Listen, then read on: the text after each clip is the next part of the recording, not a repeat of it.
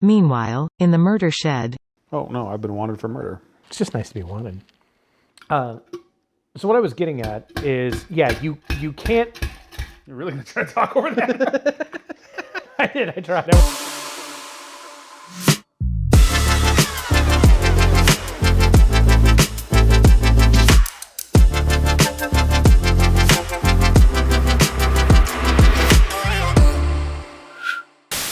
Hi, it's us.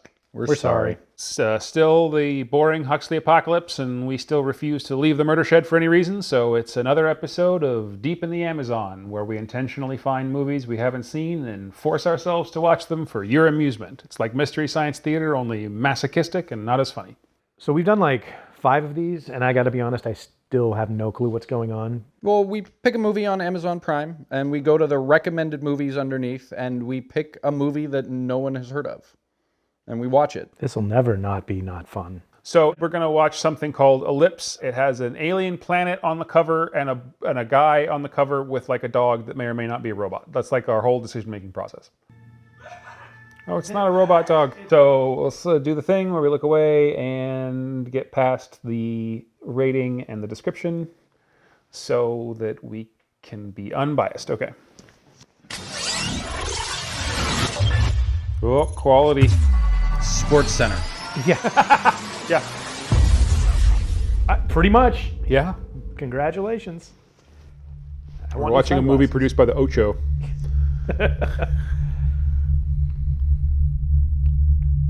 Not a good name for your company. Oh, I disagree. Oh, yeah. So far, I'm so happy we're watching this. All right, well, we just watched a movie called Ellipse. I have to say that this is actually exactly the kind of movie that I was hoping we were going to find to Agreed. talk about. 100%. Because I am going to weirdly defend this not very good movie. All right. This is great. This is great.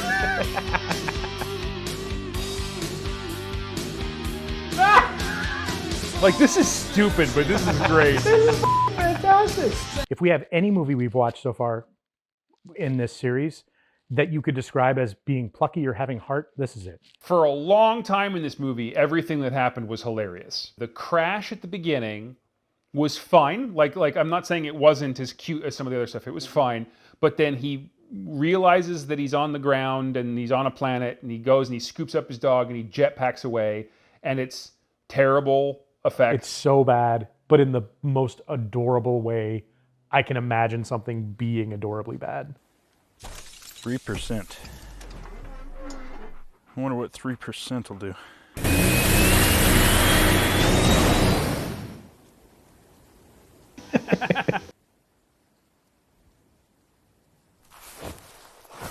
It was very funny. Like, we were laughing. Like, there was a moment where I was like, I'm really glad we're watching this movie. It's kind of adorable. And then there are moments of delight scattered throughout the first 2/3 or 3/4 of this movie.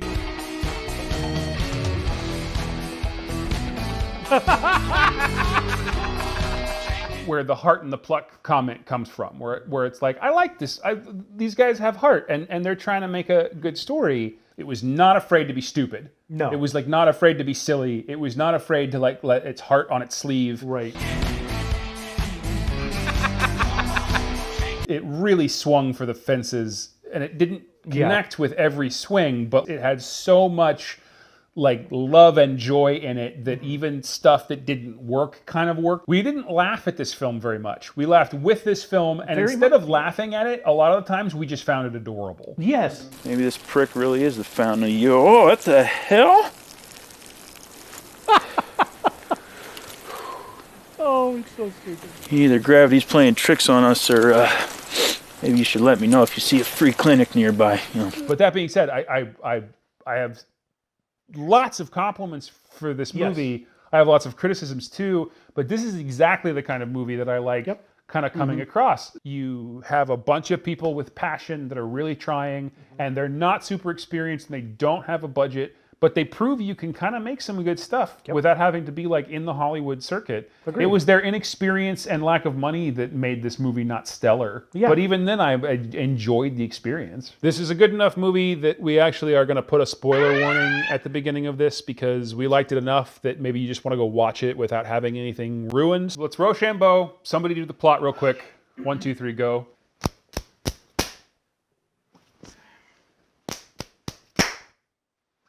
All right. So I'm talking about this movie. It starts out as what seems like a very futuristic movie. He's in a CG spaceship and he's flying through space and dodging asteroids and is completely drunk. All right.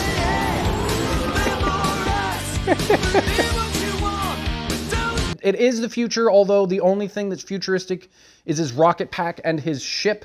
Everything else is very modern. He drives a very modern motorcycle. All this stuff on Earth is contemporary. Yeah. Save for his CGI spaceship. Yeah. This whole plot is motivated by the fact that his wife has just died. Yeah. Which is why he was driving drunk. And so he crashes drunk onto this planet that he's supposed to be surveying. Which is not shaped like a round rock. It's shaped like an egg rock. And that's very important for all aspects of this plot. Even the points that we don't understand. Yes. Yeah. But Ellipse was spit from the mouth of the wormhole about 4 years ago.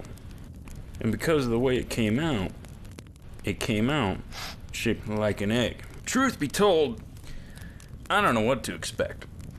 This is all ADR, isn't it? Yep, it's all ADR. Where he crashed, time is moving much faster than the rest of the planet. So he takes his dog and flies away in his jetpack, which was awesome. Computer fan. Oh no. Amazing. This is the Great. best. This is great. I'm back in. I'm totally This is back the in. best. Just a boy and his dog and his jetpack. We have kind of a travel movie for a little while where they walk a bit and they explore the planet. He finds some water and explores and watches a waterfall go backwards.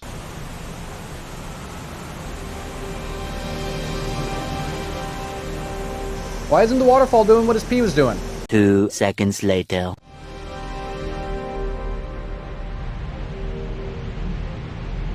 There you go, Taylor.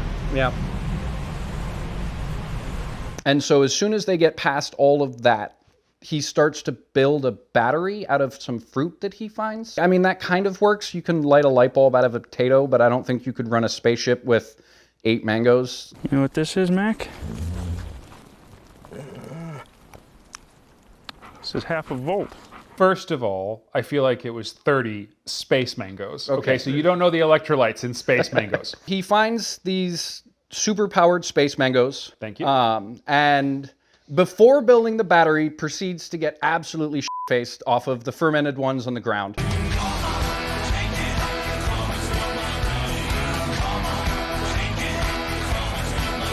It was a kind of a cute scene. It went on a little bit too long, and But it was a cute scene. yes. Okay, it puts the mangoes in the basket. Got it. He tries to take the mangoes to the ship, but because time moves faster as you get closer, the mangoes start to just dissolve and rot away, and by the time he gets halfway, they're just gone.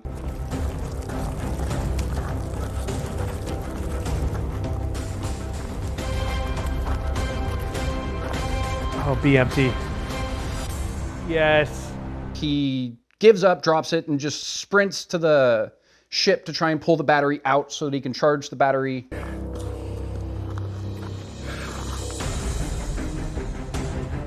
Why weren't you running to begin with?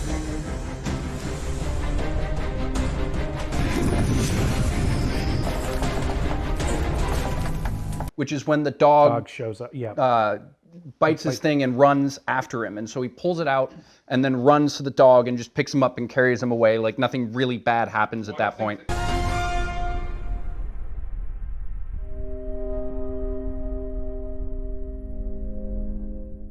The mango battery didn't work and he's got the battery out of the ship. He has to do the whole thing over again with the mangoes. And so as he's trying to climb the tree, he's not having the same luck that he was the last time. Everything's frustrating and he can't quite do it.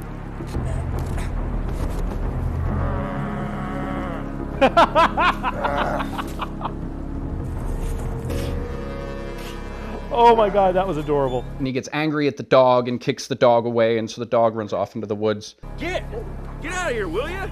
Go! And stays gone for a long time. There's like a homeward bound montage.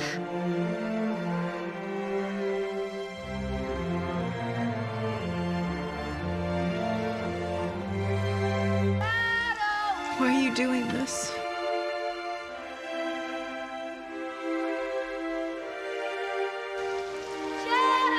Why are you doing this? Like a pointless homeward bound montage because the dog's not actually going anywhere. The dog just has some to work through. Yeah. Because he's an alcoholic, I guess things start to go bad. It all kind of builds that way until he hits like more than one obstacle in a row, and then it seems like his drunk alcoholicness kicks in and he kind of like gives up and starts despairing. When he can't find the dog, he decides to go back to the ship again, where he has vodka, because he just wants to continue to get drunk because now he's lost his dog as well as his wife, and everything's awful, and he doesn't even know if the battery's going to work, and so he goes back to the ship. Oh, it's in the giant clear bottle. And it's totally full. I should have known what to look for from the start. Yeah, drink it in the time. Well, he doesn't give a shit anymore. That's the point of this. And he gets the vodka. And he leaves the ship. I mean, he drinks a whole bunch of the vodka and he leaves the ship, but because he's drunk, he trips and hits his head on a rock. You put the rope back on so you can run out. No, he just put it on so he could trip over it. Yeah. This guy is only just reason. the clumsiest person. Oh! Well, he also just Space downed half a Quads. bottle of vodka in like 30 seconds. Yeah, but like you're functional. And at that point, the dog returns and drags him away from the time dilation. So this is why I assumed he made the rope the first time. It's just they didn't get to it until now. Yeah. But in so doing, gets too close, and because dogs don't live very long, the dog uses up all of his time and dies. And there's a really sad scene where he's crying over his dog and is very, very upset. And as he's crying over his dog, he remembers the waterfall that they had visited that was going up. There's a myth that it's the fountain of youth. Yeah, would you just go do it, please? No, what? No, what are you? No, he's gonna go find the fountain of youth and drag it with a rope back to the dog. He realizes that there's a spot on this world that goes backward in time. No, it was like the end of Superman 2. If he drives upside down and backwards over the planet, then time starts going in the other direction. Stay with me, buddy. We're almost there. So he takes the dog and the charged up battery and puts it all back in the ship, and they fly off to the other pole of the planet. And then the last scene is the dead dog just opening his eyes. Yeah. And then they cut to 15 years in the future. Oh yeah, because they try to wrap up a bunch of stuff in that last scene. Yeah. Like they wrap up his mental illness, his alcoholism, his closure with his wife. They wrap up all of that. Tonight I see my time with you for how long it really was. Tonight, I am in control of my dreams.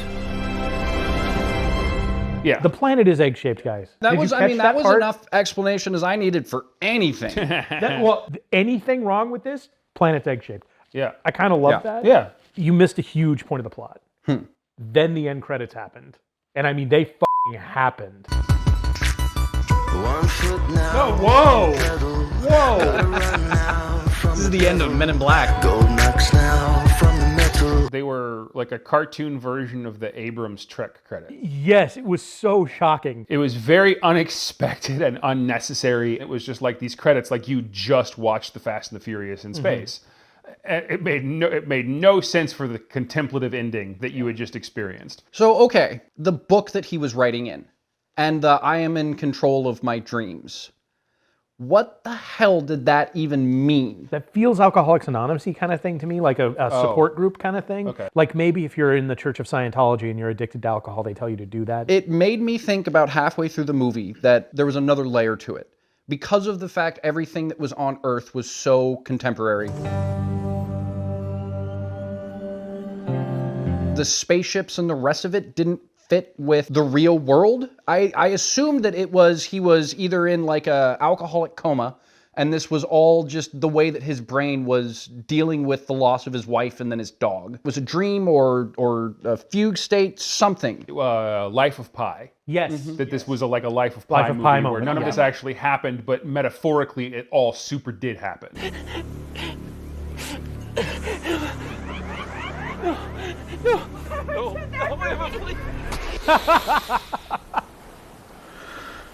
That probably shouldn't have been as joyous as it was. The alcohol works metaphorically as well, because that's the point of drinking when you drink that way. You drink to forget, and you drink to escape, and you drink to make time go faster. Like, you drink and then you pass out, and you wake up and 2 days have passed.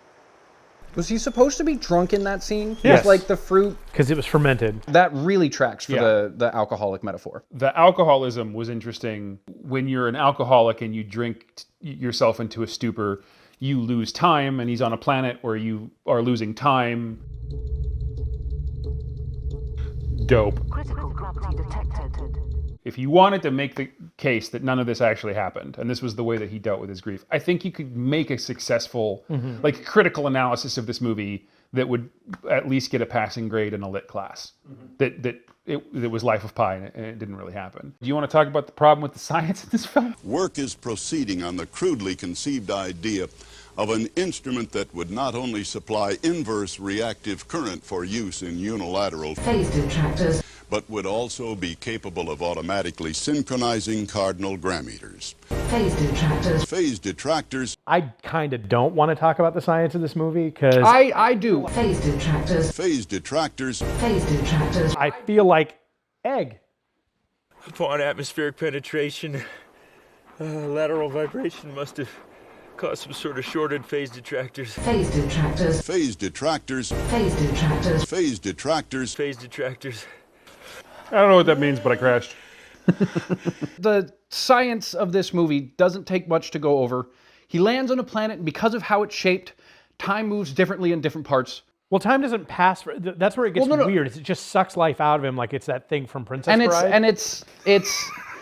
I've just sucked 1 year of your life away. What did this do to you? Tell me.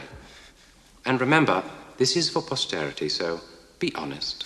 It's true. It doesn't. He's not aging faster. Time is not moving faster around him, and he can't stop it. Or it's literally just it's sucking life out of him. There are two things that apparently happen when you're in one of these time dilations, and it's that life gets sucked out of you and watches go different. Interesting.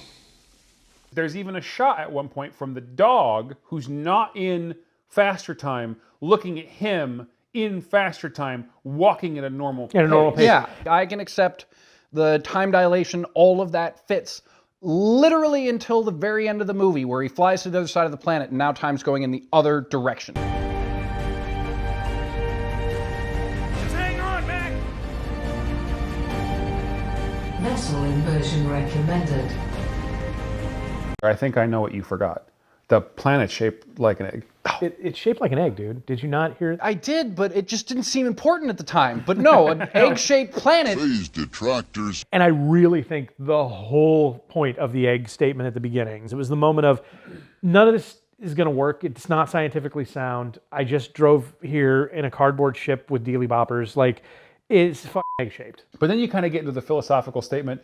Does it have to be sound? Moreover, whenever a fluorescent score motion is required, it may also be employed in conjunction with a drawn reciprocation dingle arm to reduce sinusoidal depleneration. No, it's as much science as they needed, and it didn't matter if it made sense because that wasn't the point of the story. The point of the story was him losing his wife and being with his dog. To me, it gets away with it. That's not like a huge sin to me because it becomes so dismissive right up front. It tells you, hey, it's egg-shaped. I agree with you guys all the way up until the final plot point is bringing the dog back to life. The science is too sloppy to make the whole movie that ending. Grant Martin is mourning over his dog and then has the realization that he can save his dog. And they've talked about time enough that you're like, okay, you've killed the dog so you can bring him back. It upsets me when I see a dead dog. Please just get to the end. And so then it does in a dramatic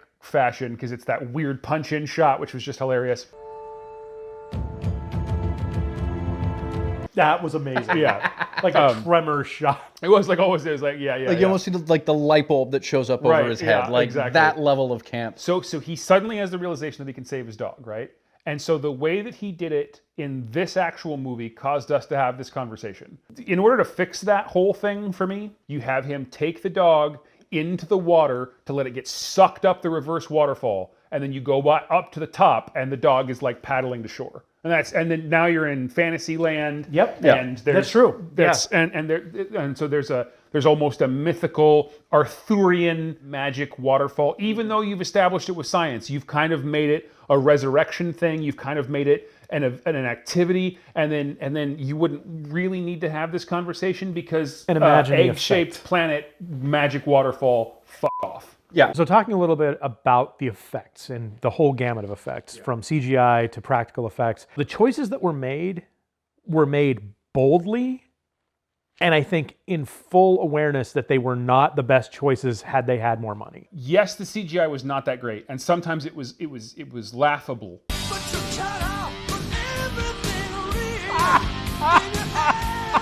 We didn't laugh at this film very much. We talk about this all the time. This is a good example of all those things were true, but I also didn't mind them. Because bad special effects is really easy to make fun of in a movie that was just terrible across the board.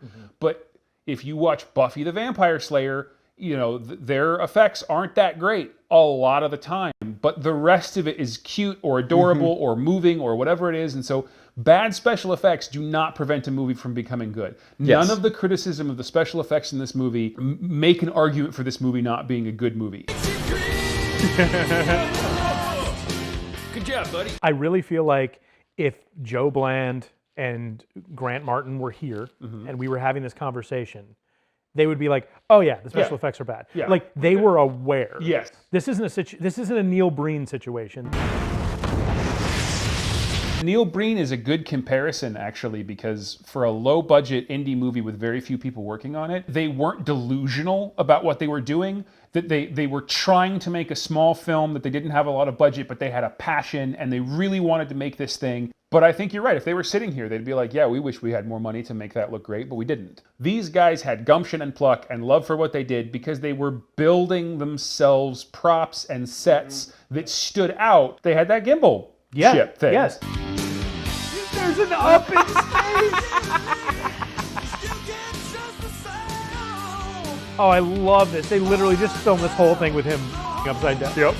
One of the best parts of this movie, in my opinion, is the goofy in the ship moments. And it's so delightful as a filmmaker to know that they built themselves either a room, the whole room that swiveled, or everything inside that room could be unbolted and rebolted to be upside down. So there was probably some kind of jury-rigged gimbal. Yeah. And the fact that they went through that trouble proves that these guys are passionate about filmmaking and they really wanted to do something good. I am the first person to just absolutely forgive so much for a shitty practical effect. Like hanging upside down is one of my all-time favorites. Watching him try to drink when it was upside down. Yes. Like, because he's got the beer and you don't know, and so he opens it and it all starts like flying up, so he turns it over and he like makes an attempt to try and drink it.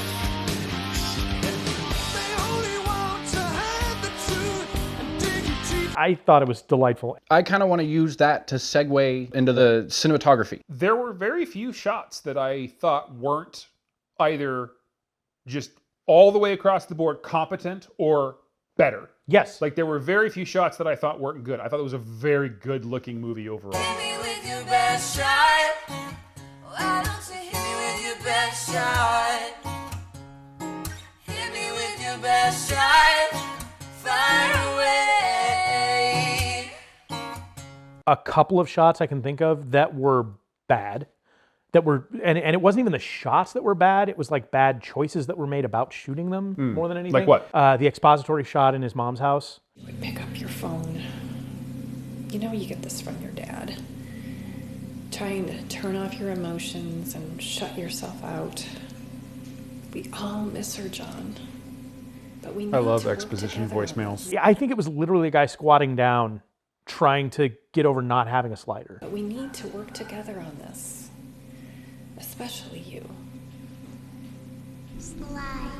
No amount of silence or... The only place that the cinematography started to lack was basically any time they went indoors. When they started filming stuff indoors, it felt like flat. It felt flat. It felt like television. There was only really the inside of the house and the hospital, bedroom at the end. At the end, yeah. And those weren't the most compelling, I agree. But they weren't terrible. If you have a good camera and a good lens and someone that kind of knows what they're doing, it's easier to get beautiful shots outside. Because this looked like they had like 5, 6, 7 different lenses. Yeah, and they knew how to get the right flare at the right time. Yeah. They knew how to push the lenses in a way that made the shots interesting and dynamic and deep.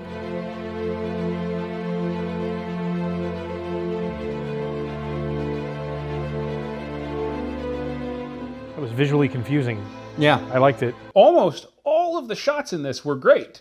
Like, they really were. They were well... Good use of slow-mo, which never happens in an indie film. And the compositions were mostly good. They had great drone shots, great drone shots. Great big wides. Scale. Yes.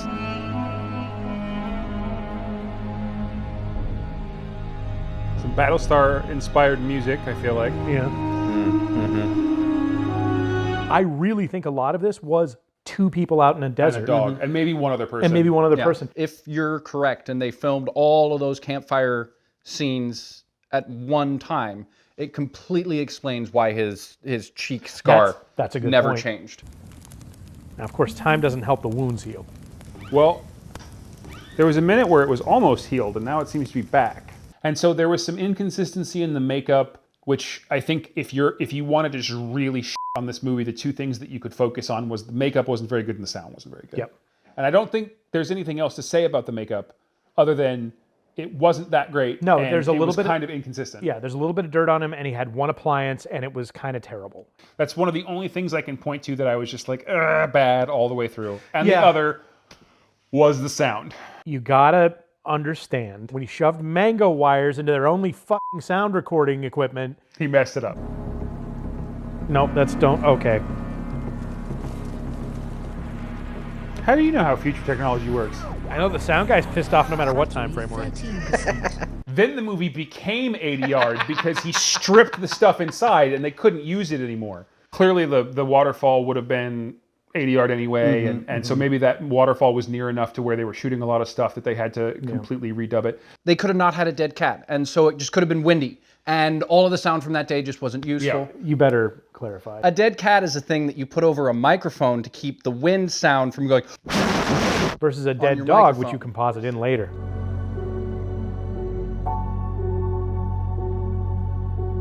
We didn't have sound guys for a lot of our stuff, and I had to do it. And well, that's actually more likely. Yeah, because that's what we've done, especially when we first got started. We were just passing the sound to whoever was around. Yeah. And then there was one guy competent enough to do it, so then he just got stuck with it for most of what we filmed. Calling it competent is... Oh, yeah. That's being really generous. I was just the best at it. Audio is the worst part of filming. Film was all better before the jazz singer.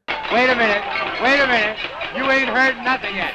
The fact that it was like nitrates and you'd burn up and die in a fire all the time. No, it was sound. Sound was the issue. Yeah. But I mean, sound was the issue. Like, sound is the biggest pain in the ass on any set. It's the hardest thing to get right, and it's the first thing to make people not like something. Nothing besides sound matters if the sound isn't good. Yes. And because it's the hardest thing to get right, it's a double whammy. Because you can get some mediocre looking movies with good sound and good acting and good writing and everything else, and they totally work Kevin Smith. Well, actually, that's not true because I said good writing. Why don't you shut up? I was yapping all the time. Give me a f***ing headache.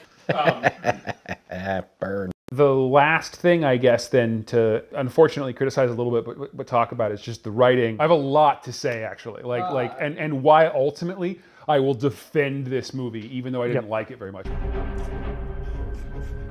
We'll see how this movie goes. I would give these people work. Yeah. From what we've seen so far. Oh, yeah. A lot of my complaints about the acting could be isolated to the writing. Grant Martin clearly wants to be an actor, and I think that if he keeps with it, he totally could be. There's some great moments in him. Joe Bland is in the Witness Protection Program, and for some reason that has made him a good director. I do feel like he was a fairly competent director, good eye. Good all of that DP. kind of stuff. I mean, he Good was the camera yeah, guy. yeah. They've got some skill. Neither of them are writers. And that's where the movie really kind of falls apart. You can't have a movie with one character. Yes. The dog doesn't count. Like, the dog counts as a character in a movie with 2 or more actors. He talks to Max, and sometimes what he says is like on the level of you're talking to a dog because he's your best friend. And then sometimes it's, there's no other way to convey this information because this is a movie, and all he has to talk to is this dog, but we need to convey this information. Now we landed right here. The point with the most mass under our feet. Now with no axis and no consistent G-force. Like, they just decided to do the wrong thing because in order to solve that exposition, they would have had to bring a new actor in, and that's what they chose not to do. It's why you got those bad lines.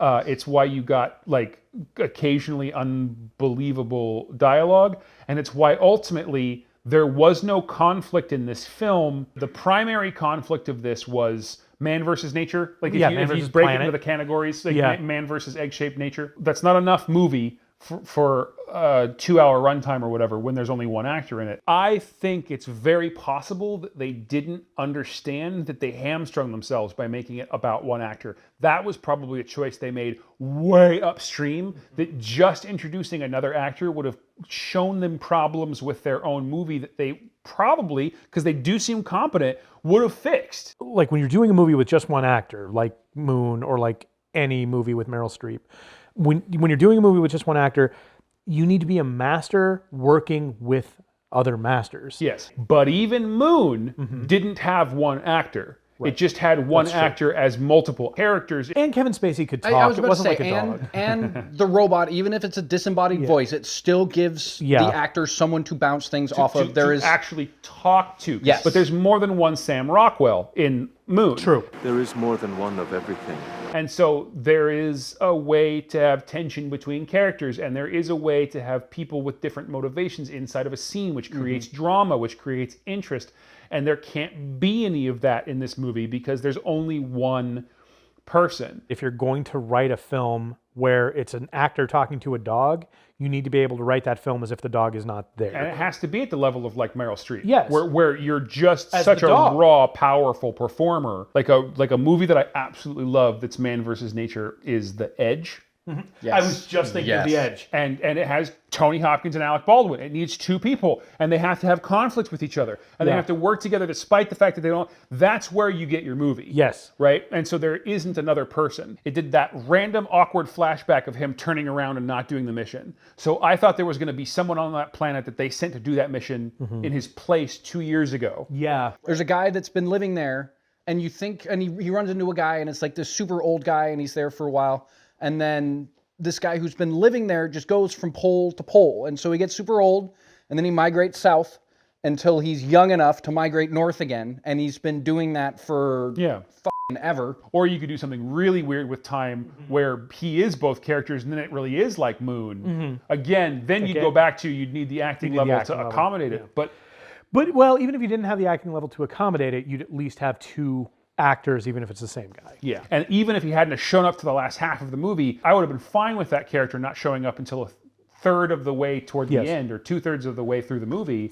Because there's not another character in this movie. He had to summarize the entire movie into a journal writing exercise to his dead wife. Yes. That's why I didn't like the end of this film. It was just that there was no one else for the main character to talk to, and the dog wasn't psychic. Yeah. Yeah. You know That what would have been amazing. Psychic dog would have Psychic changed. dog would have been great. Peter. Shadow! Oh, Peter. I worried about you so. I'm not crying. Why are you doing this? The fact that it was just about this guy became an excuse maybe within themselves not to worry about these things and not to develop them, and they just kind of got stuck on the planet's an egg, which again I think carries you through most of it. It does. I would have just liked some more flavor. Yeah. Especially toward the end. I'd also like to know what year this takes place in, because World War I was mentioned, early 21st century houses and technology and locations were used, but then he has a jalopy spaceship and a jetpack. Yeah. Which are the two things that do bring me back to it's a metaphor, not a reality. Right. But Yes. Honestly, the fact that you could take this movie sincerely or say that this is a Life of Pi alcoholic stupor means that the movie is at least okay. Yeah, I agree. Andy? Yeah. What is your rating for this movie? I'm going to skew a little high on this. I'm giving it 3 out of 5. Okay. Yeah. Yeah, me too. I agree. 3 stars. It doesn't fail often, but it doesn't fail often because it skates on adorableness. Okay, well, cool. 333 averages to wait. How does that work? Carry the 1 666. 6. That's what it averages to. 6. That's another fucking movie, dude. You divide it 3 times and then so 3. So I 3. just- Yeah, 3. Okay. Isn't math cool? There it is. The movie Ellipse is a 3-star movie. I'm going to say one more thing out of context. So leave a comment if you want us to start with a movie and find our next movie through that movie's recommendations. There was a simpler way to say that, but... Thanks for watching. Be sure to hit subscribe, like, hit the bell if you want notifications about when we post new stuff. Should be pretty soon. God, you sound like a shill. I am a shill. Sorry. No, not this time. Oh, yeah. Yeah. Oh, I love that we don't say sorry if the movie... Yeah. Only if it's 2 stars. Yeah. Okay, yeah. 2 stars or All right. less. Yeah. We're not going to say we're sorry this time because the movie was all right, but we're never going to say you're welcome. So, bye.